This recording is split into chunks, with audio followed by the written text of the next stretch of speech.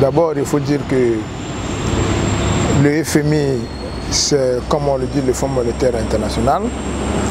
Ça fait partie des institutions de Bretton Woods qui ont été créées après la Deuxième Guerre mondiale pour accompagner le système financier international.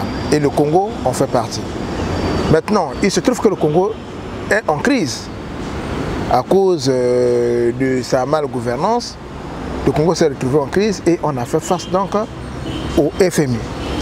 Donc, le FMI, l'argent qui nous vient du FMI, en réalité, ce n'est pas le FMI qui donne l'argent. Le FMI nous rend crédibles sur le marché international. Maintenant, cet argent, ce prêt, va servir à la relance de l'activité économique dans notre pays. Parce que nous, on était hyper endettés et on n'a pas les moyens pour soutenir nos politiques publiques ou financer notre économie. Voilà pourquoi on s'est retourné vers le FMI pour nous apporter ce soutien-là. En réalité, c'est un prêt. Et finalement, cet argent va nous servir de relancer, pour faire simple, de relancer l'activité économique dans notre pays. J'ai toujours dit qu'on n'avait pas besoin du FMI pour renflouer les caisses de l'État ou bien pour relancer notre économie. Vous avez parlé de 20 milliards. Mais 20 milliards, dans les paradis fiscaux, il y a combien? Les gouvernants, ceux qui sont en place là, ils ont gardé combien dans les paradis fiscaux? C'est un rêve.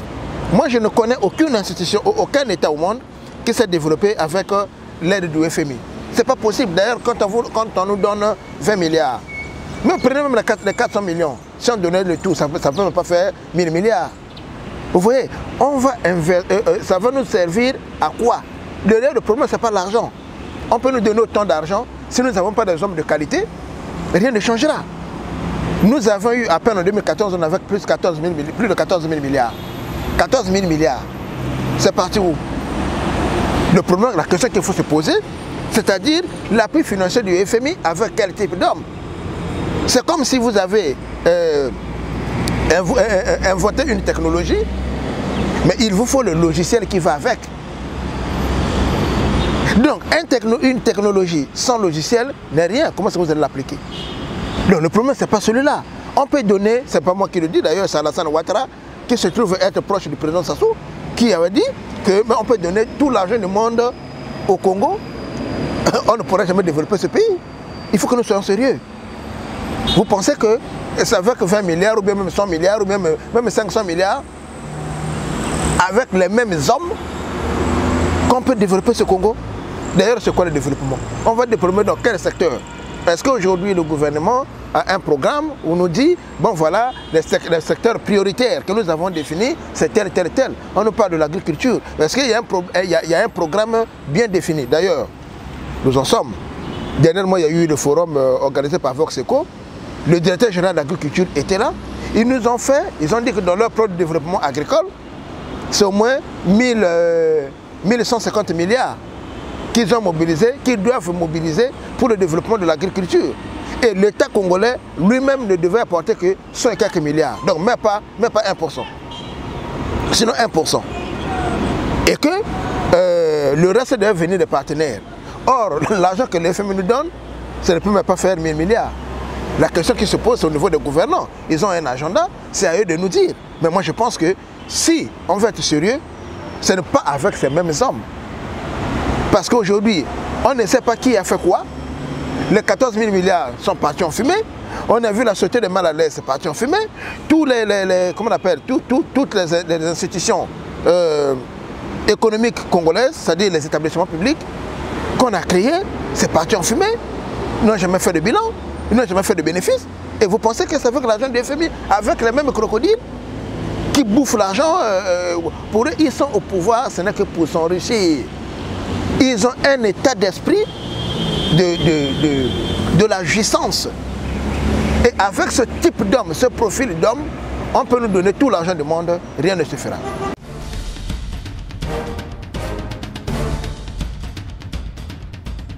Vous savez, pour qu'un pays se développe, parte d'un point A, qu'on peut appeler sous-développement, ou tiers-monde, comme vous voulez, vers un point B, qu'on peut appeler développement, émergence, comme vous voulez, il faut qu'il y ait 3 conditions. Un peuple discipliné, un peuple travailleur, la qualité des dirigeants. La qualité des dirigeants. Parce que qui pilote des politiques publiques? Parce que gouverner, c'est quoi? C'est agir, conduire les conduites et agir sur les actions. C'est pourquoi ceux qui gouvernent doivent être des modèles. Or, nous avons une élite politique qui, depuis plus de 50 ans, ne s'est pas recyclée. Et cette élite, en réalité, c'est une élite qui s'est substituée à l'élite coloniale. C'est pourquoi j'appelle cette élite l'élite endocoloniale. C'est-à-dire les héritiers autoproclamés de la dynastie néocoloniale. Ils agissent comme le colon. Qu'est-ce que le colon est venu faire chez nous? C'était travailler pour la métropole, s'enrichir, vivre aisément. Et ceux qui ont remplacé le colon, donc les gouvernants en place, ils agissent en lieu et place du colon. En réalité, c'est le colon blanc qui est parti, le colon noir est arrivé. Nous avons les colons noirs à la tête de nos institutions. Et avec cette modalité prébendière et rentière, parce que c'est les gens qui vivent de la prébende, de la rente et ceci, on ne peut pas développer notre pays. Le problème fondamental, c'est celui des dirigeants. Parce que lorsque vous dites le Congolais lui-même, il faut faire attention. Moi, je suis contre la logique de la noyade collective. Celle qui consiste à dire, non, c'est tous les Congolais qui ont péché, nous avons échoué, c'est tous les Congolais. Ah non, attention, ce n'est pas tous les Congolais. C'est ce groupe de domination, ce groupe hégémonique, ce groupe prébendier, ce groupe rentier, ce groupe de prédateurs qui ont pris notre pays en otage depuis 50 ans. C'est ce groupe qui est responsable. Et le problème avec ce type d'homme, je vous l'ai dit tout à l'heure, qu'un pays pour se développer, il y a ce qu'on appelle la qualité des dirigeants. Et si nous avons la qualité des dirigeants, ils agissent comme des colons. Pour preuve, ils prennent l'argent de l'État pour aller cacher dans les paradis fiscaux. On sait que je cherche, les paradis fiscaux, ce n'est pas à Moyondi. Les paradis fiscaux ne se trouvent pas à Ngoko. Les paradis fiscaux ne se trouvent pas à Ekwasende ou bien à Konoso, je ne sais pas. Ça se trouve de l'autre côté, donc ils agissent comme les colons. Et avec ces gens, d'ailleurs, vous oubliez une chose, je vais vous dire. Vous savez, la mauvaise gouvernance d'une année ou de 5 ans peut condamner un pays pendant 100 ans. Peut condamner un pays pendant 100 ans. Et notre cas est grave. Parce qu'il y a eu de bricolage pendant un demi-siècle. Un demi-siècle de bricolage. Et ça peut nous condamner pendant 2 ou 3 siècles. Si on ne fait pas attention. On a tué l'école, on a tué les hôpitaux. Tous les éléments de contestation ont été détruits. Comment est-ce qu'on peut organiser un État? On peut construire un pays si les dirigeants ne se font soigner à l'étranger, si il n'y a pas une bonne école, si les élites ne sont pas formées. Le pays est pris en otage par les instituteurs. Notre pays est pris en otage par les instituteurs. Et ils ne sont là que pour s'enrichir. Parce que pour eux, le pouvoir n'est pas une fonction. On ne vient pas au pouvoir pour assurer le bien-être collectif. Ils viennent au pouvoir parce que le pouvoir leur ouvre la voie au dispositif du pouvoir dont le contrôle assure toutes les jouissances. Une fois que vous êtes au pouvoir, rien n'est plus cher pour vous, rien n'est plus beau pour vous. Vous mettez sur pied cette technologie de jouissance. Et l'argent de l'État, ça se voit. Le président qui arrive dans une danse, les danses traditionnelles, on donne 50 millions, on arrive ce soir, on donne 100 millions, on trouve une maîtresse, on construit une maison à étage. Voilà, c'est ça la jouissance. Et c'est ça l'élite, notre élite. C'est la conception du pouvoir par notre élite. On vient parce que c'est une source d'enrichissement sans cause. Voilà pourquoi je pense, je peux me tromper, certainement, mais je pense qu'avec ce type d'homme, nous n'irons nulle part. On peut évoquer Jésus-Christ, Mahomet, je ne sais pas qui, de Babiana Manganga, de Boudjabele, autres, je ne sais pas, j'ignore. Le pays n'ira nulle part. Parce qu'aujourd'hui, il n'y a aucune base. Ne rêvez pas. Dites-moi quel est le secteur dans lequel notre pays excelle. Rien du tout. Sinon, c'est le secteur de la gabégie. Ou bien les coupures de l'Internet pendant les élections. Là, vous avez réussi l'exploit à importer ça sur toute l'Afrique. Vous avez même importé ça au Venezuela, puisque Maduro l'a fait. Non, il faut qu'on soit sérieux. Ce n'est pas la Banque mondiale, ce n'est pas le FMI qui viendra développer notre pays. Il nous faut d'abord définir ce que c'est que le développement. Ils nous ont empoisonnés avec le concept d'émergence. Pays émergent d'ici 2025. On ne nous a jamais dit que voici les indices de l'émergence.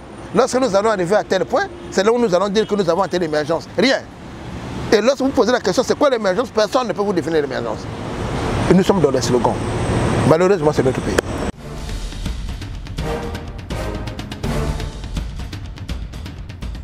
C'est lui qui doit être content. C'est lui le Premier ministre qui doit être content. Il ne peut pas parler au nom de tous les Congolais. Il n'a pas reçu mandat de parler au nom de tous les Congolais, que tous les Congolais doivent être... Lui ne connaît pas la souffrance des Congolais. Il est arrivé au pouvoir, il a construit une maison chez lui en moins de 2 ans. En une année. Et c'est tous les Congolais ont construit une maison chez eux. Les Congolais qui sont à l'étranger, les étudiants qui souffrent, qui n'ont pas de bourse. Ici, les étudiants qui souffrent, qui n'ont pas de bourse. Comment il peut dire que nous sommes contents? C'est lui qui est content parce que ça leur donne le droit de faire leur prédation. Nous souffrons. Nous souffrons.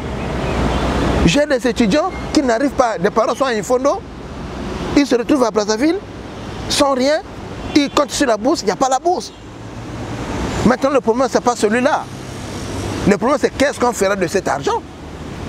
Qu'on nous dise. Moi je vais commencer à prendre ces gens-là au sérieux, quoique je reste sceptique, lorsque je vais voir l'équipe gouvernementale qui sera mise en place par le président de la République à l'issue de cet accord. Lorsque je vais voir la mise sur pied des instances répressives, des organes de répression, par exemple la haute autorité de la lutte contre la corruption, et que ça soit une institution réellement indépendante. Je vais voir lorsqu'il y aura un audit général sur l'État, qui a fait quoi? Où sont partis l'argent des générations futures? Où est parti cet argent? Qu'on nous dise. Lorsqu'il y aura la sanction, lorsqu'on va mettre sur le pied les politiques publiques qui vont assurer le bien-être social, à partir de ce moment, je vais croire dans ces gens-là. Mais lui, le Premier ministre, il ne peut que dire ça. Il est le Premier ministre d'un gouvernement qui a échoué. Il est le Premier ministre d'un gouvernement qui a échoué. Il est membre d'un parti qui a échoué. Ce n'est pas lui de dire au nom des Congolais que tous les Congolais doivent être en fonction de quoi? Lorsqu'il y a eu 14 000 milliards, les gens ont dit, ouais, c'est les générations futures, on a fêté, les excédents budgétaires, on a fêté. Et après ça, donné quoi? Donc, le Congolais n'est plus le Congolais d'hier. Il faut qu'il sorte, qu'il rentre dans la rue pour voir ce que vivent les Congolais. Mais, de toutes les manières, vous avez vu, est-ce que les Congolais ont jubilé? Malgré ce qu'il a dit là-bas, est-ce que les Congolais ont jubilé? Les Congolais savent. On a pris conscience, même si on n'a pas de moyens de contestation. Mais les Congolais savent qu'ils sont opprimés. Les Congolais vivent dans l'oppression, dans le dénuement total. Nous voulons voir ce qu'ils feront de cet argent. Mais je peux vous dire, sans être un oiseau de mauvais augure, je peux vous dire que ça ne changera rien. Avec ces mêmes gens. Si vous avez le même gouvernement, si vous avez les mêmes directeurs, si vous avez... ça ne va rien changer. D'ailleurs, Alassane Ouattara l'a dit, je vous l'ai dit tout à l'heure. Le problème, ce n'est pas l'argent. On pouvait bien s'en passer du FMI. Si le président avait la volonté de faire rapatrier tout l'argent qui est dans qu'on a mis dans les paradis fiscaux, on aurait pu s'en passer de là du FMI. C'est le FMI n'a pas 500 milliards, c'était du FMI. Par l'aide de l'emprunt, le prêt du FMI, ça ne peut pas faire 500 milliards. Donc, il faut que nous soyons sérieux. Le Premier ministre le dit, oui, c'est un homme politique, oui. C'est le Premier ministre d'un gouvernement qui a échoué, oui. C'est le membre du PCT, oui. Il fait partie de ce que moi j'appelle la gérontocratie. C'est les gens qui, le Premier ministre et le président Sassou Nguesso, c'est les gens qui sont là depuis les indépendances. Quel âge a-t-il? En réalité, ce n'est plus à eux de faire ce qu'ils font, c'est une honte. Nous sommes un État qui est gouverné par la gérontocratie. Si vous ne le savez pas, la gérontocratie, ça veut dire le gouvernement des vieillards, le pouvoir des vieillards. Vous savez, plus de la moitié des membres du gouvernement sont à la retraite. Vous pouvez vérifier. Bon, les sénateurs, au moins à 99%, ce sont les retraités. Vous prenez des députés, c'est la même chose. Au moins la moitié. Donc, le Congo, en réalité, ne peut pas se développer avec ces gens-là. C'est pas possible.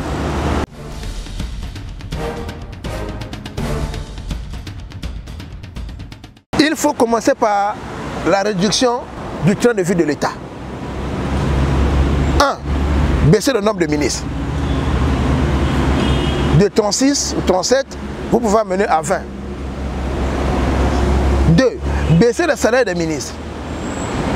3. Réduire les voyages du chef de l'État aussi bien à l'étranger qu'à l'intérieur. Parce que lorsque le chef de l'État voyage comme il le fait, il y a eu un mois où il a fait peut-être 5 voyages en un mois, ou 4 voyages en un mois. Ça fait saigner le trésor public. Moi je propose qu'il y ait 4 voyages, que le chef de l'État, le président de la République ait 4 voyages. 1. Son voyage à l'ONU, lors de l'Assemblée nationale, l'Assemblée générale des Nations Unies, c'est un droit. 2. Voyage au niveau de l'Union africaine, voyage au niveau de la CEMAC, voyage l'Union africaine, il y en a 2. Bon, il peut aller, puisqu'ils ont leur réunion de la France-Afrique, où il faut être là, selon eux. Voyage, le voyage pour la France-Afrique, ça fait 4. Le reste du temps, il se fait représenter par son ministre des Affaires étrangères. Parce que lui, il a les pleins pouvoirs. C'est la seule personne, après le Premier ministre, après le président de la République, bon, nous avons aussi le Premier ministre, qui peut engager l'État sur la scène internationale sans produire le plein pouvoir. Donc, le ministre des Affaires étrangères peut remplir d'autres missions de chef de l'État. Et là encore, avec une délégation très réduite. Voilà le moyen de se faire des économies pour éviter qu'il y ait cette pression sociale. Donc vous baissez. D'ailleurs, le salaire du président de la République doit être connu. Vous partez en France, vous savez que le président de la République gagne tant. Pourquoi chez nous il y a cette opacité-là? On ne sait pas combien gagne le président de la République. Et il faut faire l'audit de la fonction publique. Refaire l'audit de la fonction publique, détecter les fonctionnaires qui ne travaillent pas, les doubles emplois. Ça, on peut le faire pour mettre un peu d'argent de côté. Réduire les dépenses de la présidence de la République. Réduire les dépenses des ministères. Puisqu'il s'agit de l'austérité. Et pendant 3 ans, ça sera dur. Je vous dis que ça sera très dur. Mais si on ne prend pas des mesures en amont, ça sera compliqué. Et il faut éviter qu'à la suite de cela, qu'il y ait des revendications sociales.